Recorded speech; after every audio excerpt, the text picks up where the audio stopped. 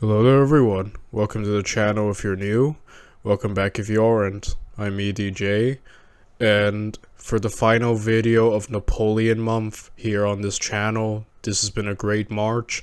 I can't think of a better way to end it off than finally making this top 5 list of my favorite Napoleonic era commanders. Now, this isn't meant to be a definitive list like, here are the best of the best, no debate.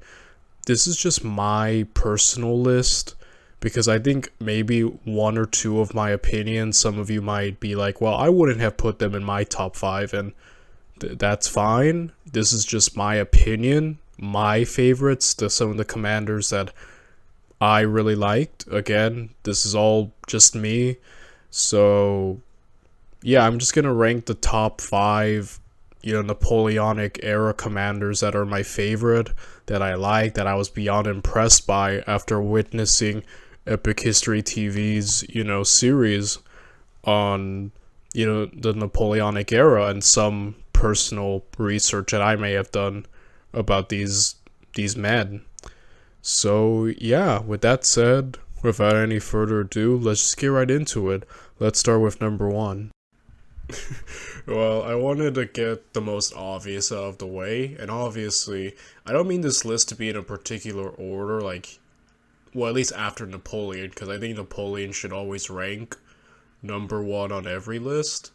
But yes, obviously, number 1, you can't have a list without the man himself, Napoleon.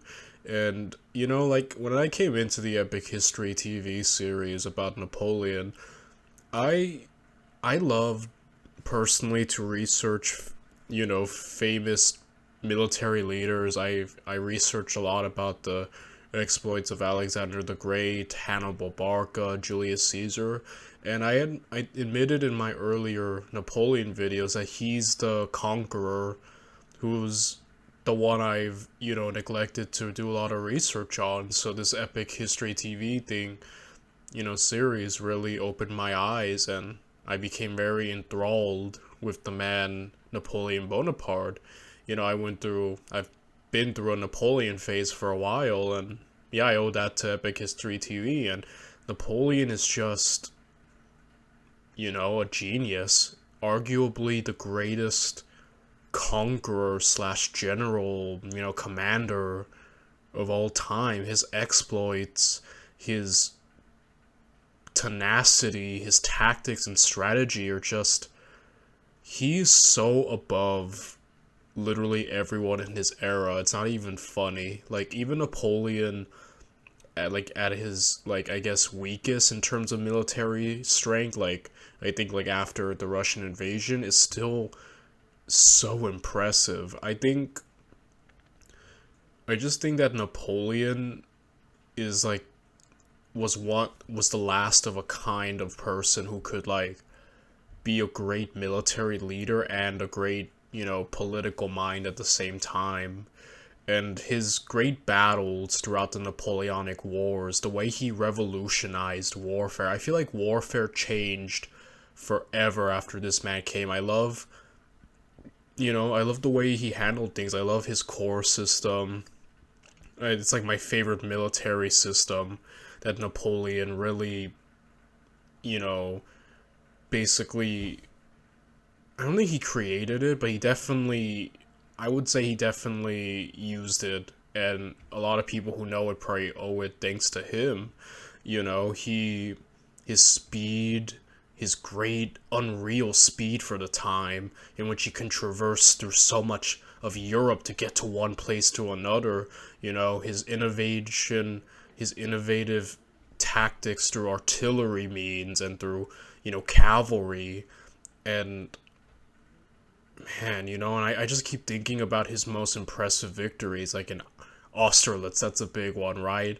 The dude was a tactical and strategic genius with, I believe I could be wrong, but I remember looking up a video, of the greatest generals of all time, and Napoleon ranked number 1 with the most battles fought, and his track record proves it all on its own, his genius.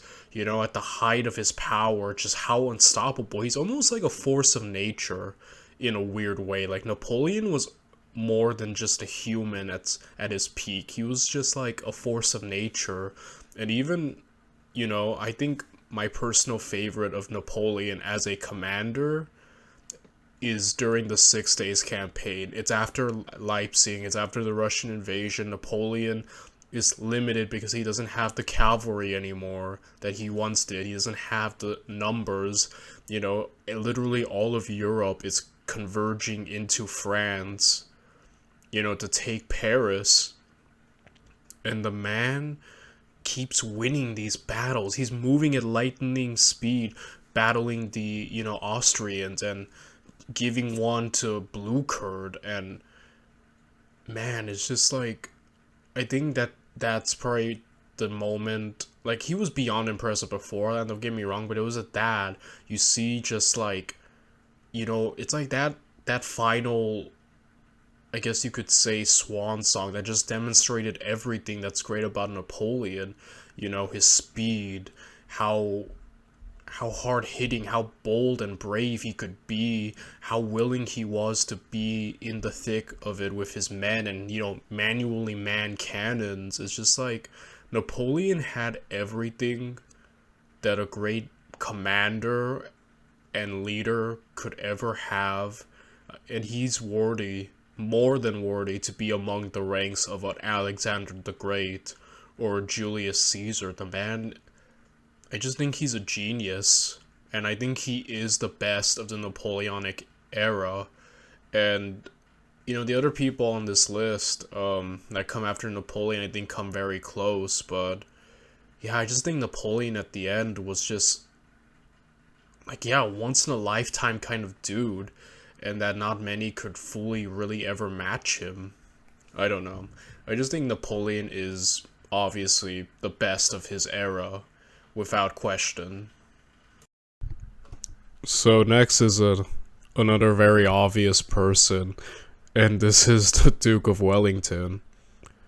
And yeah, the Duke of Wellington, interesting thing about him, like I said, before this series, I knew him kind of in a very simplified version, the man who beat Napoleon, right? You know, mainly from Waterloo, and I knew he had distinguished himself during the Spanish campaign, where I think he built a lot of his famed reputation at, though I didn't know the specifics of, you know, the battles per se and the more inner intricacies that went into them. But, you know, with more research and seeing these things play out with the Epic History TV series, I really think the Duke of Wellington's just awesome. Like, I think he definitely lived up to the hype, and I do think he is, you know, among the best and one of my favorites. Like, you know, like, I just think of just how it's weird. He's like, he could be so cautious, like,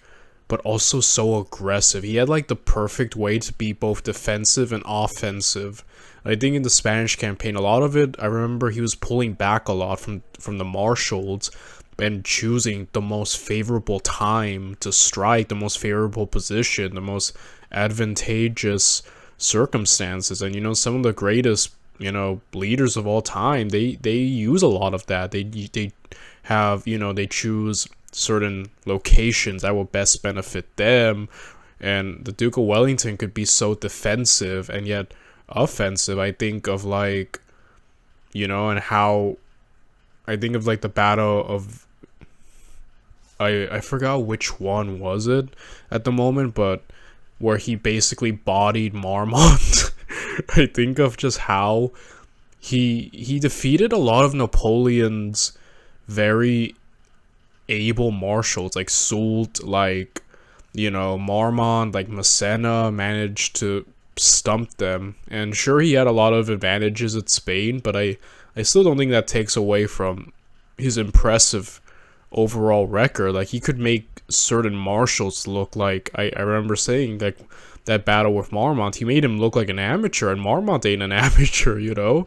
But yeah, the Duke of Wellington, and I think just how impressive he was at Waterloo, managing to hold off Napoleon, and it was a very close battle, but I think his ability to hold the line and, you know, really be as defensive as possible against Napoleon was a great demonstration of, you know, his skill. I just think he is beyond skilled. I think he's like a master, I guess, of just, you know, like I said, I don't know the specific term, but he has an ability to pick, like, where, you know, like, set up areas where he could benefit the most from. And he knew how to pick his fights and how to hold the line. You know, I just think he's just very competent, very, strikes me as cerebral, and just overall, I see, like, yeah, I think among the, you know, the Napoleonic era, usually he's rated behind Napoleon. Quite frankly, yeah, I definitely understand that. Like, yeah, I really love the Duke of Wellington, and I am beyond impressed by him. So next is Archduke Charles. So Archduke Charles of Austria is someone who I've come to really love and really admire and am very impressed by. You know, even before Napoleon was the main player of the world, you know, he was fighting in Italy, and he even like squared up against like great marshals like Massena and managed to pull off victories. Like, the man was a prodigy, I think, and I think even Epic History TV called him a prodigy of war. And yeah, man, he is. Like, I consider him the best of Austria, like the best of the Austrian, you know, leaders and commanders of the era. I think he, in my opinion, is the best. And, you know, I think what was really telling is that when he became, you know, kind of the head of the Austrian army, he proceeded to implement reforms and changes that, you know, like, I remember when we were watching the Dova Hari Rome series, and a big thing about Rome is that they would take things their enemies used and also use them, you know, like with the Carthaginian ships and designs and whatnot. And Archduke Charles essentially reformed the Austrian army. He implemented the core system, which worked wonders for Napoleon. And yeah, you saw innovation, you saw growth, you saw learning. The best thing you can do, even if you fail, is to learn from your enemies. And I think Archduke Charles learned from Napoleon. And, you know, essentially when he fought Napoleon, he gave him a good fight. Like, it wasn't the decisive... Napoleon wasn't winning the easy, decisive battles against Austria as he had, you know, in days gone by, like in Austerlitz and whatnot. Like, Archduke Charles managed to put up a fight, and I think his most impressive, you know, battle is how he defeated Napoleon at Aspern. You know, there's not many people who can claim that they defeated Napoleon, especially alone, and Archduke Charles won a great victory. He managed to bring Napoleon, and I think that the setup is so brilliant. Like, I've always said that in most battles I've researched and seen, whenever an army has like a body of water, like a lake or an ocean behind their back, it never turns out well for them. And I think that was essentially the case with Napoleon. He was crossing the river, and Archduke Charles chose the most opportune time to fight Napoleon. Napoleon's back was to the river. He was bringing him, you know, he was bringing the fight to him, and he and the Austrians kept breaking the bridges and intercepting the steady flow of reinforcements that Napoleon would need. And it's just like, you know, just genius. Like, the man was a genius. And even in the next battle of... Wait, no, wait, before I get to that, he also managed to kill one of the best marshals on Napoleon's side. He you know, he's responsible for the death of Lannes. Like, the death of Lannes was a huge loss to the French, and just the fact that he could not only defeat Napoleon in that battle, but also emotionally wound him like that and deplete the Grand Armée of one of its finest marshals. Are you kidding me, man? Like, that is beyond impressive. I think, in my opinion, if you can defeat Napoleon, you are already a genius, and he, in my opinion, is a certified genius. Even, things didn't work out well in Wagram, the next battle. He was defeated, but even in his defeat, and not completely his fault, I believe his brother Duke John didn't show up. Also, his plan to completely attack Napoleon all at once wasn't properly coordinated. Either way, he conducted a brilliant retreat where he could just, manage to salvage the Austrian army. And yeah, and the thing is, he got like crap because he decided to start meeting with Napoleon and just kind of trying to end the war. But I think that just speaks of common sense. Like, the man wasn't willing to literally have the Austrian army destroyed. And it's a shame that he never held the active command again, because his brother was butthurt that he couldn't defeat Napoleon. Even though he did defeat Napoleon, but you know what I mean. Like, his brother was so butthurt. If freaking Francis, I don't like Emperor Francis. I don't like to do that. He's one of my least favorite Napoleonic characters. But yeah, essentially, like, the fact that Archduke Charles did as great as he did against Napoleon, who is the greatest commander of the age, arguably of most ages, is just amazing. And I think if he had been given more time to grow, more time to adapt and advance, he could have, like, one day been so much more. I feel like we were seeing such great potential, and I feel like it got squandered because apparently, like Epic History TV said, he never held the active command again, and that just makes me hate Francis more. Like, Archduke Charles is the MVP, dude. He's the MVP of Austria. He put up a fight against Napoleon that not many could. I just think that it's a shame someone so talented and gifted never got the active command again. He is my favorite.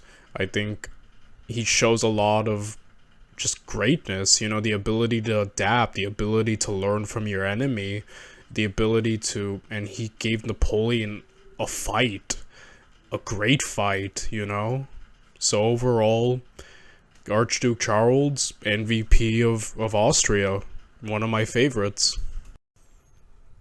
So next is Mikhail Kutuzov. So he is a Russian, general that has a really long, distinguished career. But what really impressed me about this man was his performance during, the invasion of Russia, where he was kind of like the main head of the Russian army opposing Napoleon. And, I think I was really impressed by him. He managed to fight off Napoleon so, like, incredibly well. I think that, I know he gets some, like, hate because, he gave up, like, well, we'll get to that. Point is, I think of just, like, the battle of, like, Borodino and how he was able to, inflict a lot.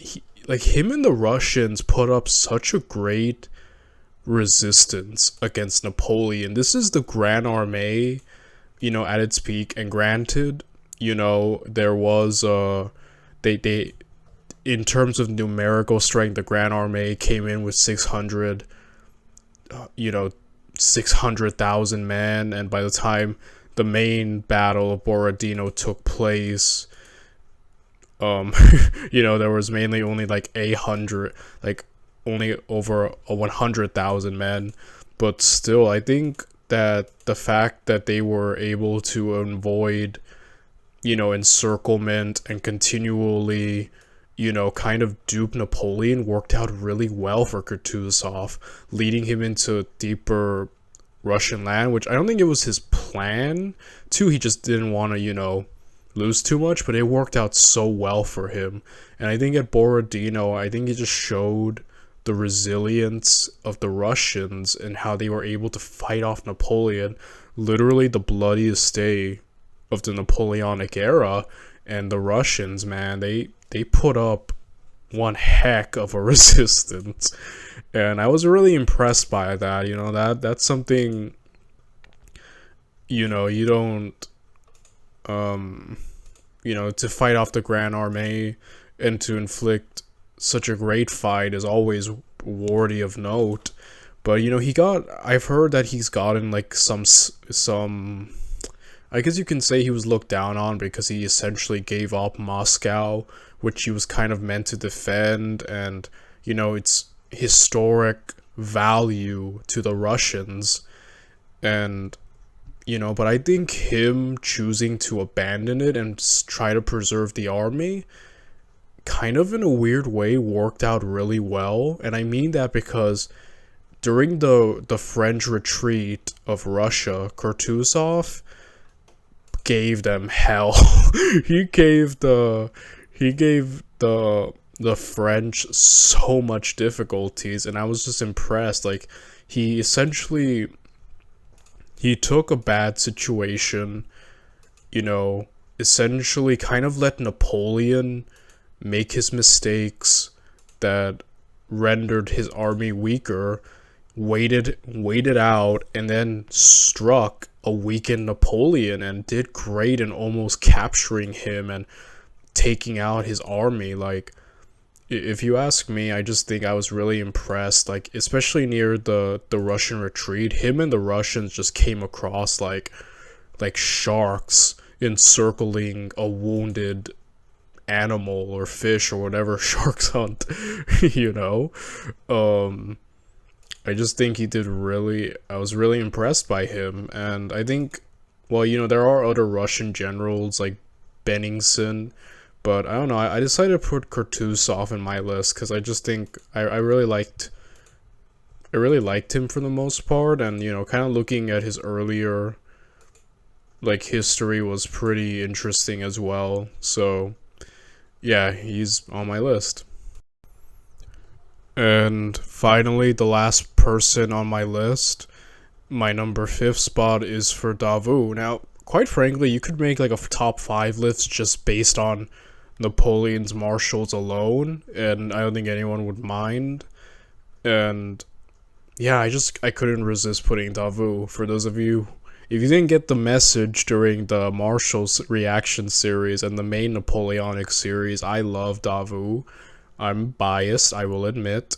You know, I even went as far as to say I considered him, I guess, Napoleon's equal, I guess, in terms of tactical skill and whatnot. Not everyone reacted to that kindly. But moving on, I will not take back my statement. But, well, I'm gonna earn some ire for that. But point is, I really love Davout. I think ever since I saw the battle of, you know, the Battle of Vienna video, and where he managed to defeat the main bulk of the Prussian army, I was just convinced the man was a genius. You know, he won, in my opinion, one of the most impressive battles of the Napoleonic era, a battle that on paper I don't think he should have won, but he won, beyond outnumbered, you know, without the support of Bernadotte or Napoleon or anyone else, and he just did amazing, and he continued to distinguish himself in like him and Three Corps, his ability, his disciplinarian, strict, you know, iron will, in a sense, helped make Three Corps and anyone under him like among the most distinguished of the army. And, you know, Napoleon called it one of the purest or greatest glories of France, and I agree. Like, you know, I really wish he had been in certain areas. Like, I wish he had been present in the Battle of Leipzig and the Battle of Waterloo, because, you know, there's just so much I wish he could have done. I feel like he was the best marshal, in my opinion. I felt like he is the best marshal, and I think he could give most people in the Napoleonic era a great fight, a run for their money, you know? So, yes, overall, I think Davout, I put him on my list because I have a bias. I'm a fanboy, but I just think the dude's just awesome. I really love him as a commander, and I think yeah, I think he's worthy to be among the greatest of this era. Very underrated, because I guess outside the history thing, like I think I would kind of use myself as a reference point. You know, I'm not a historian. I didn't know who the heck Davu was before this series, and I think most people you probably pull off the street probably wouldn't know much about Napoleon's marshals. That's why I would call him underrated. But yeah, overall, I just really love Davu. I think, you know, he's just tactically, I think he's brilliant. And he won great, impressive victories and distinguished himself and proved him and his corps such a great and reliable and valuable asset to Napoleon that I wish he had kind of been more used, especially the later end, you know, like, I wish he had been there in Leipzig and Waterloo. But, yeah, this will be the last time I'll probably ever get a chance to fanboy over Davu, because there's not really much great coverage out there of him, and except outside of Epic History TV, so this will probably be the last chance, and I guess I'm going to close off Napoleon month with this little praise of Davu.